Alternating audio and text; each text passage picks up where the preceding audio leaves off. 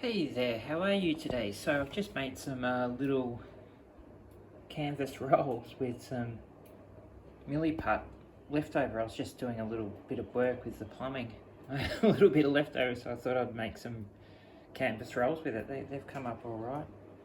So I'll let them dry and we can just use them on certain things. I haven't got anything to put them on. I'll put some photo etch clips on those leather belts later when it's dry. So I just wanted to just quickly show you how the trench is coming along. So we've got the wood paneling of the actual front part on here, so that's how it's going to look. So I've got some really big thick wood panels, and now I'm going to come along and align it with this. So another one there, there and there, and then we can come along and put the flooring in, and then I can put some seating in, and we can put the ladder, and we can do the fun bits, the details. So yeah, it's really coming together well. I'm really happy with it. I sort of threaded some of the roots through, and we'll have some missing parts so we can see some of the root structure and all that. Also just gave a little bit of a base so we can border it. And I've got some cool little things from the garden drying, so we might be able to have some tree roots and all that kind of stuff. And I'm even thinking about putting a little Katusha rocket that hasn't exploded in as well, which would be really cool. But now, yeah, I just want to get this wood on, and then we can actually border the thing. So we can stick some chunks of plastic onto the side and actually border it up. So we've got it complete, and then we can just start to actually, play around with it and make it look like a muddy, trenchy, mountainy thingy. We'll make some sandbags as well, I reckon, with some milliput. Just the same, this milliput epoxy putty is awesome.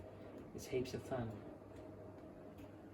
And so this is how, so I decided to put this one on the back of the one that will go on our diorama. So I've just given that a little bit of protective zoe, which is a strange dark but nice colour. And I'll detail that up with a brush. It's come up alright. I really do like these milliput rolls. They just seem a bit more authentic, don't they? And that's just really my first attempts at them, so as I get better at it, I'm sure this is going to be awesome. Alright guys, this was just a quick update showing you how I'm progressing with the trench diorama build. And as I said, this has been built from scratch. I built this purely from scratch. So I built it just out of these offcuts. These things. Sort of 2.5mm offcuts that I get from work. They're the cutlery tray offcuts. You see one side sort of textured and the other side smooth. I've got heaps of them. Where are they? See, I've just got boxes full of them. I put a box next to the saw at work.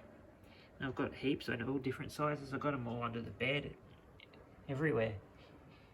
Just boxes full of it. And I can turn it into cool dioramas. That's just all I'm doing.